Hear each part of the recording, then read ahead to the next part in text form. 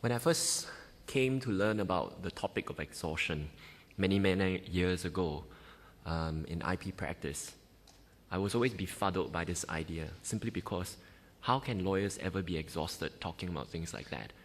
So there shouldn't be any exhaustion at all.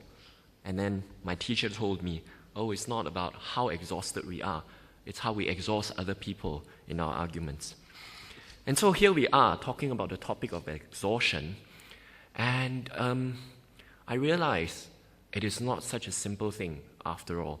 We've talked about all kinds of balancing of rights, balancing of economic rights in economic theory, issues of price differentiation. And there was a very novel suggestion of even adjustment of GDP on how we apportion the rights that IP owners or consumers may enjoy. There's also a lot of discussion in the topic of exhaustion around the world on the sanctity of property rights, of how a consumer having acquired property in a product should have the freedom to enjoy the rights they acquire by further disposition. And then we have issues. Sorry. Oh, thank you. Okay. We also have questions of competition, as well as how an IP owner wishes to control distribution of their products, managing their distribution channels, as well as marketing. So which of these theories really should be the basis for governing the topic of exhaustion? We never run out of ideas, and I think it will be a constant debate. And that's partially one of the reasons why, when the TRIPS agreement was signed many years ago, there was a realization of those discussing the topic that, oh, it's not something we can deal with. And there was a specific provision in TRIPS saying that we're not dealing with exhaustion here. Let them worry about it later. Well, hopefully, I think that was a thankful thing, because the TRIPS agreement ended up being signed. If exhaustion were a serious topic to be discussed at that time, it probably might not have been entered into in 1995. And all of us are really beneficiaries of the TRIPS agreement that led to so much harmonization of IP laws around the world. So let me move on. We tend to equate exhaustion often with parallel importation. But really, parallel importation is a description of factual circumstances.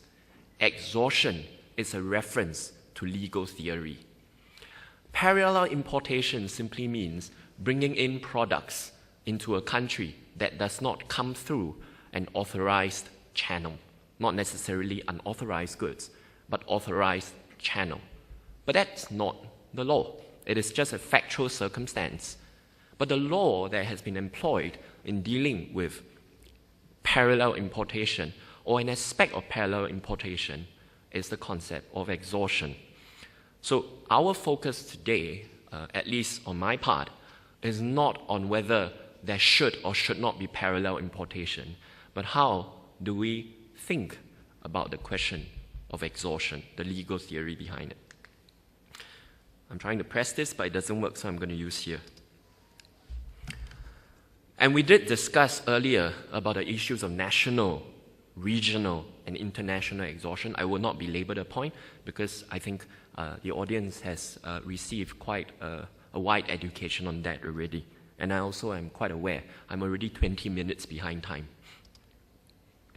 But there is no harmonization. I referred to TRIPS, and until today, I think there's no harmonization across even different IP rights in some jurisdictions, like, for example, India. This is the provision in the TRIPS agreement that says they do not wish to talk about exhaustion.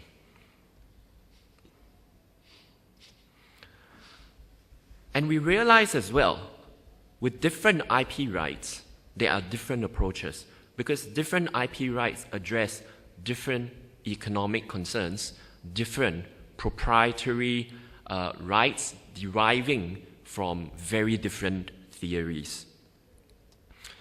So what's Singapore's policy? And that's what I'm sharing today. Singapore is a very small country. That's mentioned many, many times before. We are probably, as a country, smaller than Delhi itself. So I'm somewhat embarrassed to be addressing such a big crowd today, because I'm humbled every time when I come to your country, how little we are. And I'm glad that despite our small little size, sometimes the comments we make might occasionally be paid attention to. There are interesting stories in Singapore in relation to exhaustion, or at least in relation to certain applications of theories in relation to exhaustion. Long ago, in the context of Singapore, long ago could mean like 5 years. Yeah.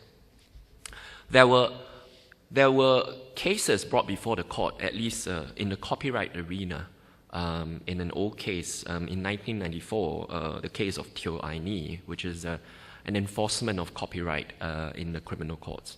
There was concern about an exhaustion of rights as well, because the question was whether certain infringing goods, or allegedly infringing goods, were brought into Singapore with consent of the copyright owner. And there was a question, so who is the copyright owner? Is the copyright owner in Singapore, or the copyright owner outside of Singapore? And in that particular case, the judge held that, of course, it has to be the copyright owner in Singapore. And because the product was brought into Singapore without the consent of the copyright owner in Singapore, it was infringing. And so that sort of kick-started the thinking about that must be national exhaustion. The government was very quick in response to this. And within a year, a law was passed to say that, no, the consent must be the consent of the copyright owner in the country where the product was made.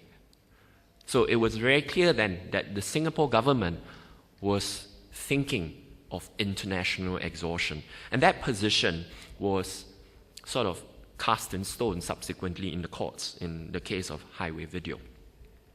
And so this idea of international exhaustion was very firmly held on to by our legislature in Singapore, and it has gone into all aspects of IP laws. So the long and short of things in Singapore is that generally international exhaustion is what exists there. And I remember a remark earlier by Dr. Godard. He mentioned that international exhaustion is short-sighted. So I took that personally because I am short-sighted. In fact, 99% of the Singapore population is short-sighted. I'm trying very hard to prevent my children from being that, but unfortunately the biology doesn't help. I think it's